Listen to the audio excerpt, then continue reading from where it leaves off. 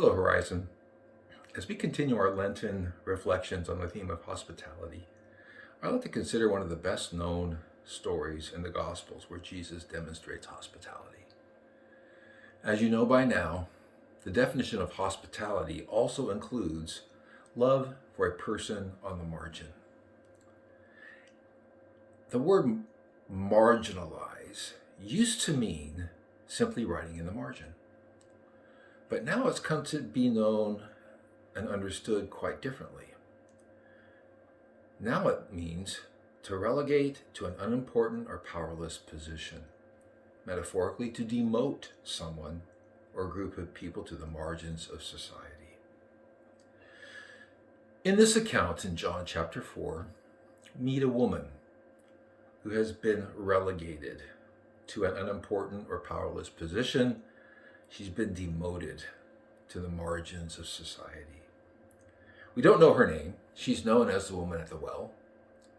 And in this passage, we're going to see four things about her marginalization.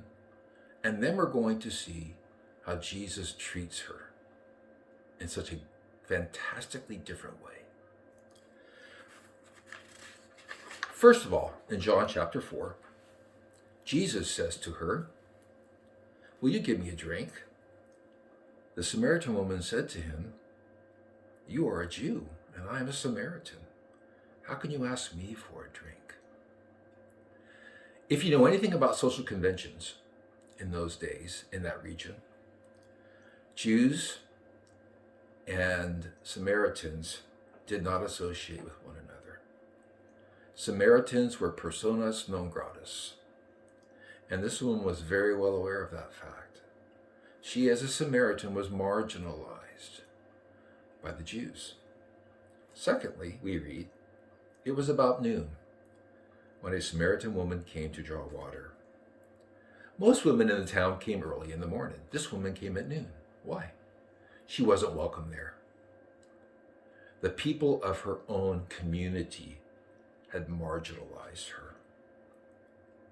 Thirdly, we see the reason why this was the case. As Jesus spoke to her, he said, "Go, call your husband and come back." "I have no husband," she replied. And Jesus said to her, "You are right when you say you have no husband. The fact is, you've had 5. And the man you now have is not your husband. What you've just said is true." You see, this woman was being marginalized by her own community, the Samaritans, because she was a sinful woman. Not just in the past, but even in the present. Her behavior was considered immoral by the Jews. Remember the woman caught in the act of adultery. But her behavior was also contemptible to the Samaritans. Again, she was marginalized by her own people.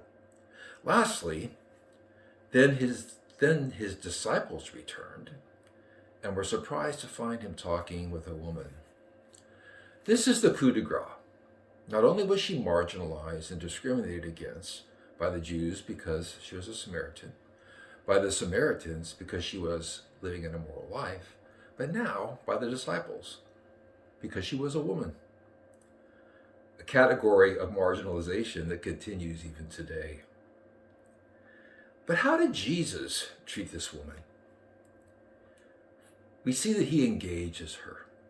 He relates to her as a person, as someone who is created in the image of his Father. He treats her with inclusivity, and he embraces her just like he does everyone else. I believe this gives us much to think about. It gives me much to think about.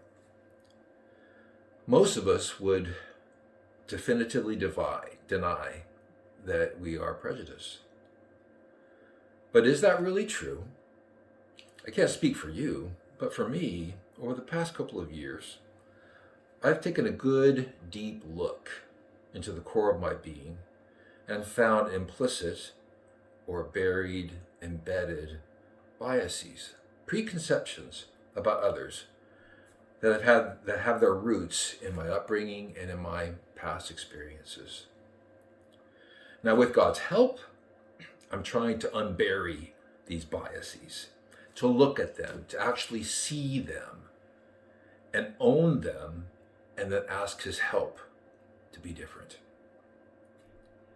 I think that's something that all of us perhaps could consider, not only in this Lenten season, but beyond. I'd like us to consider these final words by the very fallible King David. Psalm 139. Search me thoroughly, O God, and know my heart.